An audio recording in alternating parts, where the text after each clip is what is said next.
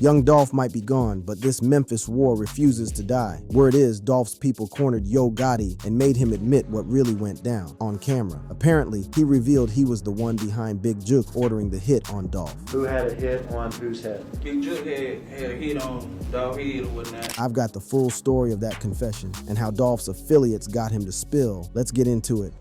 Big Juke's $100,000 bounty exposed. It seems the streets were right all along. Yo Gotti is allegedly behind Dolph's death. His connection to the murder first got loud during the trial of one of Dolph's killers. The moment Cornelius Smith stepped into that Memphis courtroom in September 2024, the entire hood knew the game was about to change forever, straight up. This wasn't just another snitching on some basic. This was about to expose the most calculated assassination plot in rap history, orchestrated from the penthouse of one of Memphis's most powerful music empires. See, what Smith revealed on that witness stand wasn't just testimony, it was a complete breakdown of how Anthony Big Juke Mims, Yo Gotti's older brother and CMG's #2 executive, allegedly put a $100,000 price tag on young Dolph's head. But here's the part that had everybody's jaw on the floor. No cap, Smith and his co-conspirators only received $800 total for carrying out one of the most high-profile hits in hip-hop history. The streets had been talking about Big Juke's involvement since the day Dolph got smoked, but now it was all coming out in open court, and the was crazy. Prosecutors alleged that Big Juke met with the shooters in Atlanta, promising them not just bread, but also a potential CMG recording deal for Justin Johnson. This wasn't some random block beef escalating. This was corporate-level orchestration of murder, using the legitimate music hustle as cover for eliminating competition. But before Smith ever took that stand, young Dolph's people had been dropping hints and making accusations that would eventually prove they were right all along. Real shit.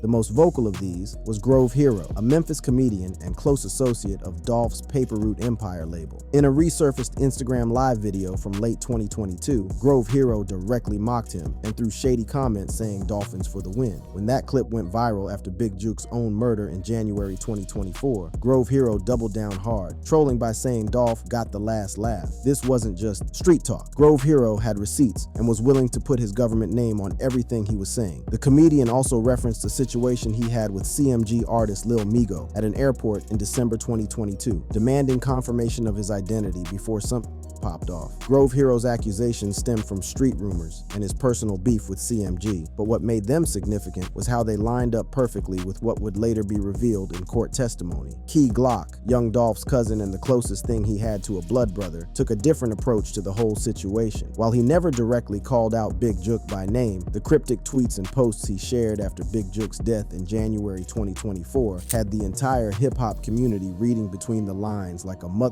posts like green ass and as all in a way, and I can tell, were interpreted by fans and observers as subtle hints about karma catching up to those responsible for Dolph's murder. The timing of Key Glock's posts wasn't lost on nobody in the hood. These weren't random thoughts. They were calculated responses to Big Juke's elimination, posted in the days immediately following the shooting. Some reports suggested Key Glock reacted with phrases like "look at God" or laughing emojis in now deleted posts, implying that Get Back for Dolph had finally come full circle. Even other PRE artists got in on the subtle messaging game. Snoop Bands posted content suggesting the streets got even, implying Big Juke's involvement in Dolph's death led to his own demise. This was part of broader pre-reactions celebrating or noting the irony of Big Juke's fate, with the entire crew seemingly vindicated by the violent end of someone they believed orchestrated their leader's assassination. But the hints and allegations went deeper than just the immediate PRE family circle. Street talk and social media speculation had been connecting Big Juke to Dolph's murder from day one,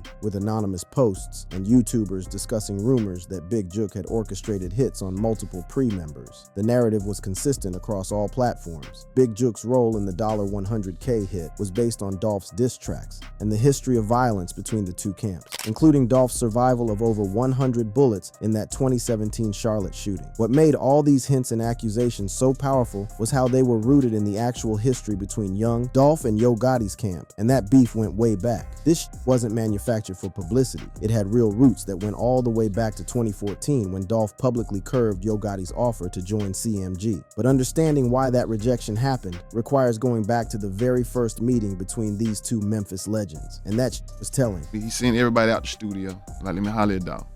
Like, man, you got your own everything, bro. You popping, you like, but you got the money, you got your team, you got this, you got that. You're like, bro, I'm telling you, we can do this, we can do that. That first meeting revealed everything Dolph needed to know about how CMG operated, and it was some from jump. You ain't like Zilla. I ain't gotta hold your hand like Zilla. You ain't like Starlito. I ain't gotta hold your hand like Starlito. I ain't gotta babysit you like them. It's my first time meeting you. Yo Gotti's approach wasn't about building up his roster. It was about throwing his own artists under the bus to make Dolph feel special. You gonna really sit and downplay your artist and throw your artist up on the bus to try to persuade me in to come over there? So it's like a red alert the first time I met him. You feel like I can't what are you gonna say respect about that. me? That manipulation tactic backfired spectacularly, creating the foundation for a beef that would ultimately cost both men everything they had worked to build in these streets. The financial offer that Dolph rejected was reportedly substantial as hell. Sources close to the case say Yo Gotti offered as much as $12 million for Dolph to join CMG. But Dolph's response was swift and definitive. He didn't even consider that shit for a second. That rejection wasn't just seen as a business decision by Gotti's camp. According to the new evidence, it was viewed as an act of war against the entire CMG empire. The escalation began almost immediately after that disrespectful In 2016, when Dolph released his album King of Memphis on the same day as Gotti's The Art of Hustle, it wasn't just artistic competition. It was a calculated challenge to Gotti's claimed dominance over the city. The title itself was seen as disrespectful as with Dolph essentially crowning himself the king of a city that Yo Gotti felt belonged to him and CMG. But the real violence started popping off in 2017, and it was systematic as hell. The first major attempt on Dolph's life occurred on February 25th, 2017, when his bulletproof vehicle was targeted in a drive-by shooting in Charlotte, North Carolina, with over 100 rounds fired at that. Dolph survived and performed that same night like a real G, but the message was clear. This was an organized hit, not random street violence or some amateur hour.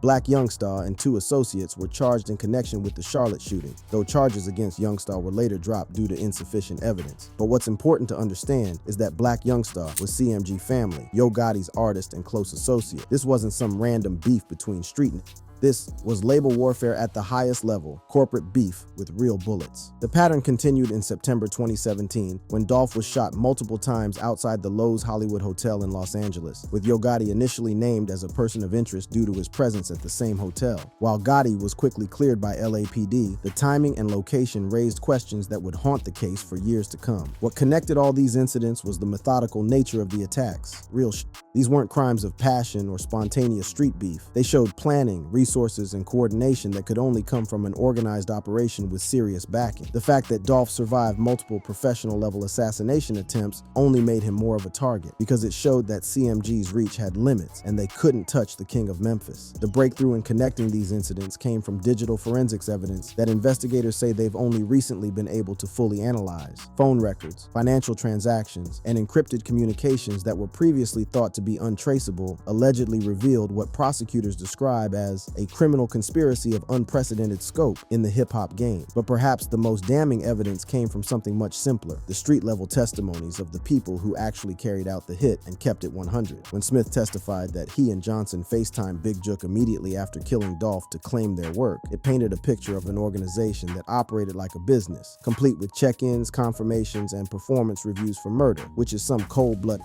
The sophistication of the alleged conspiracy was staggering as hell. Digital evidence allegedly shows that the plot to eliminate young Dolph and his associates was years in the making, with financial records indicating that hundreds of thousands of dollars were spent on surveillance, planning, and execution. This wasn't street justice or some hood gone wrong. This was corporate assassination disguised as hip-hop beef. What made the revelations even more explosive was the systematic nature of the targeting, and this was deep. Prosecutors revealed that Big Jook had allegedly placed bounties on multiple Paper Route Empire artists, including a $50,000 hit on Key Glock, $50,000 on Pre Woo, $5,000 on Big Moochie Grape, and $20,000 on Snoop Bands. This wasn't about eliminating one competitor. This was about systematically destroying an entire movement that threatened CMG's monopoly over Memphis hip-hop, straight genocide on the culture. The evidence that emerged during the trial painted Big Jook not as a street soldier acting on emotion, but as a calculated executive, using murder as a business tool like some mafia.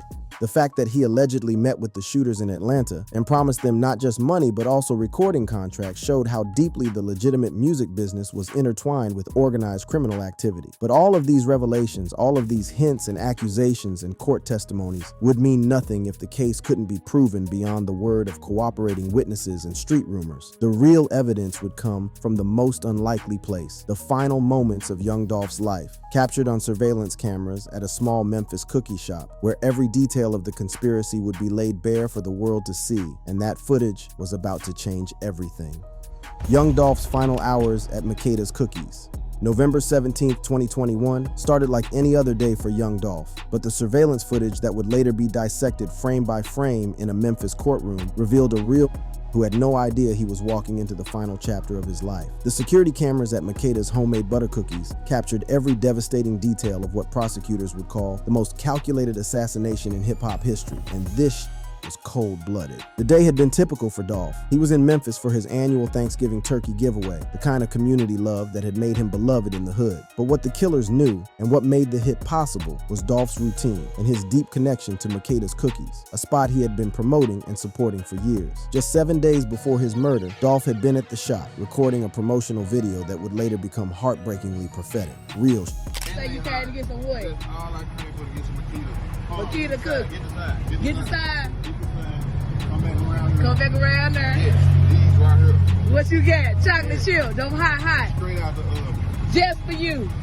Appreciate you, baby. Be safe. That clip, filmed just a week before his death, showed Dolph at his most relaxed and genuine, supporting a local business, connecting with the community, completely unaware that his regular visits to Makeda's had made him a predictable target for some snake. The owners, Maurice and Pamela Hill, would later describe Dolph as a regular customer who loved the bakery and always showed love to their family business. But the surveillance footage from November 17th tells a different story, one of systematic stalking, precise timing, and cold-blooded execution that was planned to the minute. The timeline reconstructed by investigators shows that the conspiracy was already in motion hours before Dolph even pulled up to the cookie shop, and these had been watching and waiting. The preparation for the hit had been methodical as hell. The white Mercedes-Benz used in the attack had been carjacked on November 12, 2021 in Covington, Tennessee, resulting in a fatality during the theft. This wasn't a spontaneous crime. The killers had been planning for days, acquiring vehicles, weapons, and intelligence on Dolph's movements like some professional hit squad shit. The surveillance timeline from the day of the murder reads like a military operation, no cap.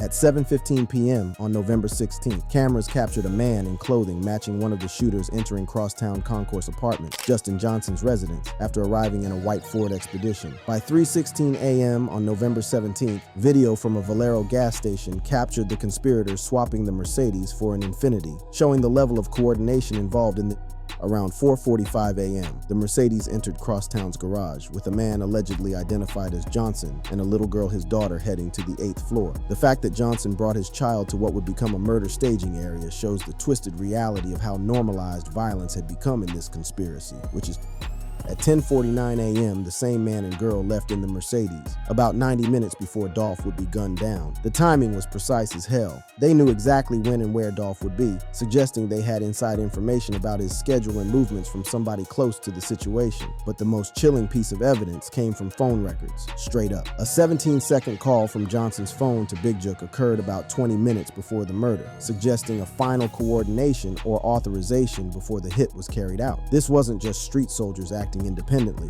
This was a coordinated operation with command and control elements from the top. When young Dolph pulled up to Makeda's homemade butter cookies at 12:23 p.m. on November 17, 2021, he had no idea he was walking into a carefully orchestrated trap set by some snake.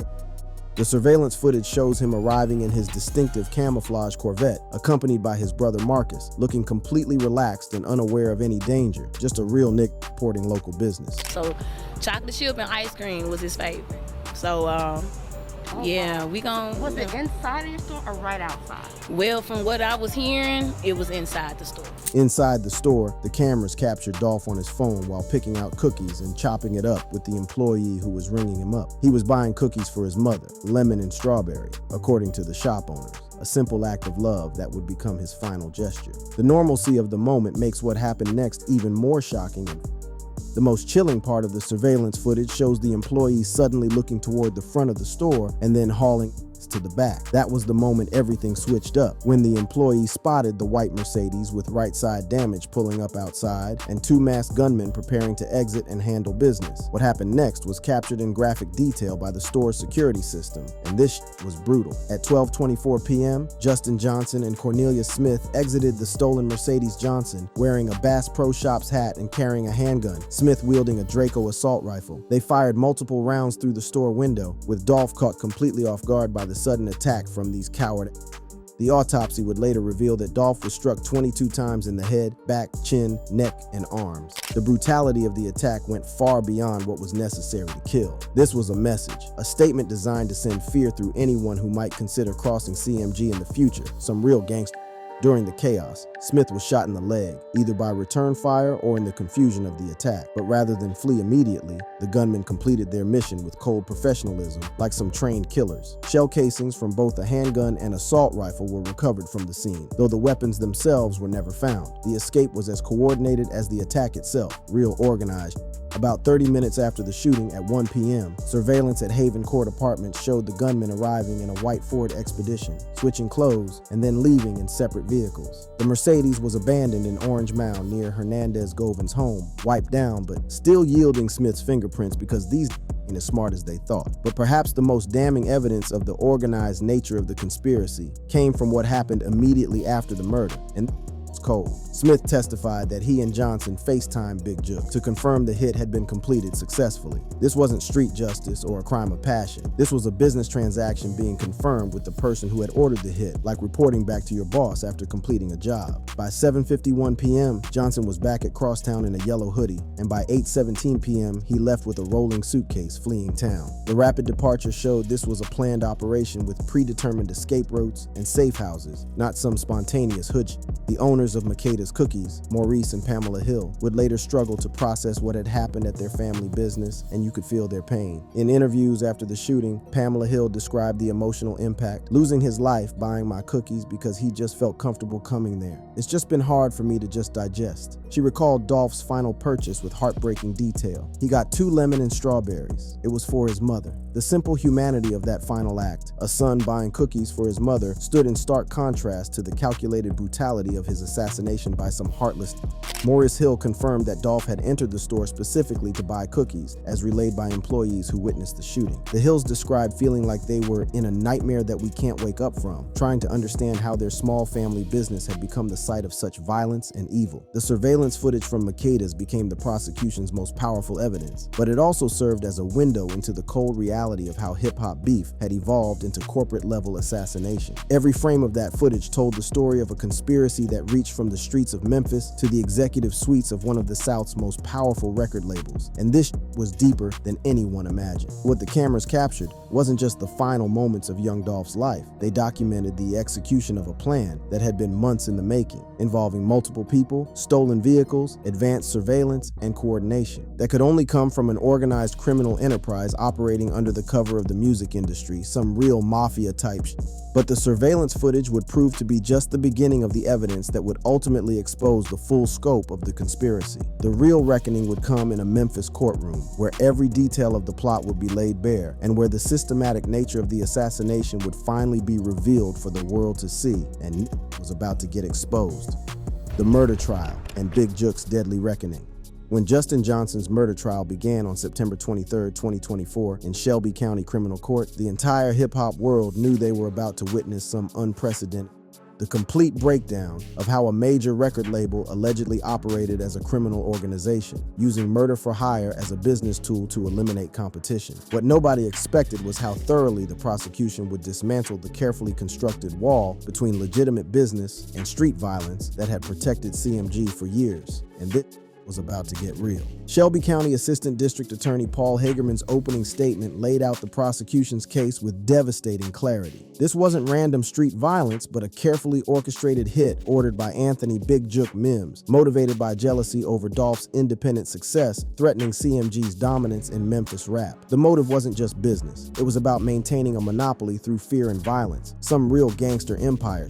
But the most explosive testimony came from Cornelius Smith, the second gunman who had decided to cooperate with prosecutors and keep it 100. When Smith took the stand, he didn't just confess to his role in the murder, he provided a detailed breakdown of how the conspiracy operated from the top down, starting with Big Jook's direct orders and ending with a FaceTime call to confirm the kill. Smith testified that he and Johnson stalked Dolph, knowing he was in Memphis for his annual turkey drive. They used the stolen white Mercedes-Benz, armed with a semi-automatic Draco and a handgun, tracking Dolph's custom Corvette until they followed him to Makeda's like some real predators. The level of surveillance and coordination described in Smith's testimony painted a picture of professional-level assassination, not street beef gone wrong. The most chilling moment of Smith's testimony came when he described his emotional state during the murder, and this was cold-blooded. Smith stated he felt nothing during the act because it was just for money. This wasn't a crime of passion or even street justice. It was a cold business transaction with human life reduced to a paycheck, some heartless.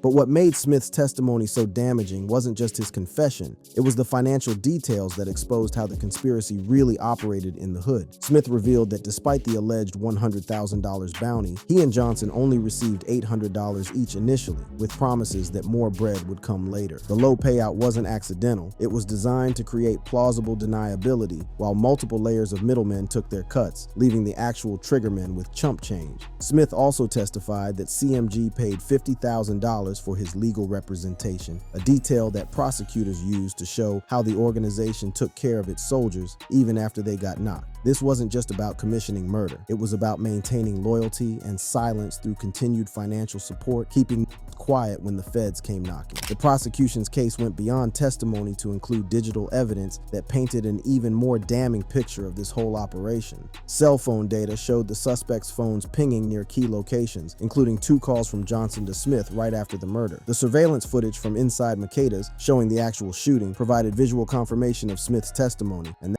was undeniable. After less than 4 hours of deliberation on September 26, 2024, the jury found Johnson guilty on all counts. He was immediately sentenced to life in prison without parole, plus an additional 35 years to run concurrently. Johnson showed no emotion when the verdict was read, maintaining the same cold demeanor that had characterized his approach to the murder itself, straight stone-faced, like a real street nigga. But the conviction of Justin Johnson was just the first domino to fall in what would become a much larger reckoning for everybody involved in this.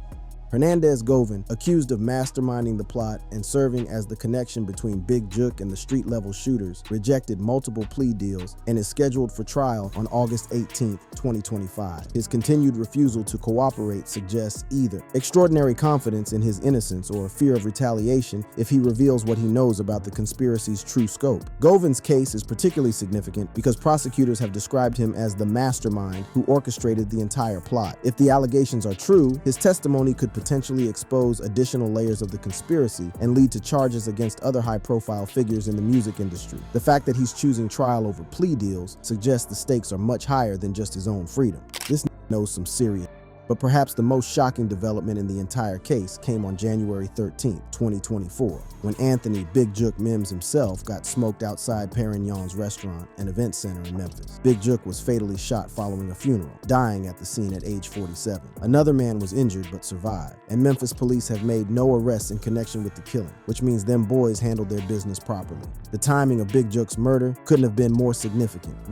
His death occurred just months before the trial revelations that would publicly expose his alleged role in young Dolph's assassination, preventing any potential testimony or charges against him. Some observers viewed this as an attempt to silence him before he could potentially cooperate with investigators or face his own charges. But the streets knew it was get-back time. Grove Hero, who had been the most vocal in accusing Big Jook, doubled down after the killing, trolling by saying Dolph got the last laugh. The comedian's reaction wasn't just personal satisfaction, it was vindication for everyone who had been saying Big Jook was responsible for Dolph's death long before it was proven in court, and the streets knew what time it was. Even other PRE artists like Snoop Bands posted content suggesting the streets got even, implying that Big Jook's involvement in Dolph's death had led to his own demise. The consistent messaging from the entire Paper Route Empire camp suggested this wasn't just speculation. They had inside knowledge about who was really responsible for their leader's assassination, and justice had been served in the streets. The street-level response to Big Jook's death revealed how deeply the Memphis hip-hop community believed in his guilt and the hood was celebrating. Social media posts celebrated it as retaliation for Dolph, with users noting the irony that Big Jook's alleged $100,000 bounty had led to multiple lives lost. Dolph, Big Jook himself, and now life sentences for the shooters, with the actual triggermen receiving minimal payout.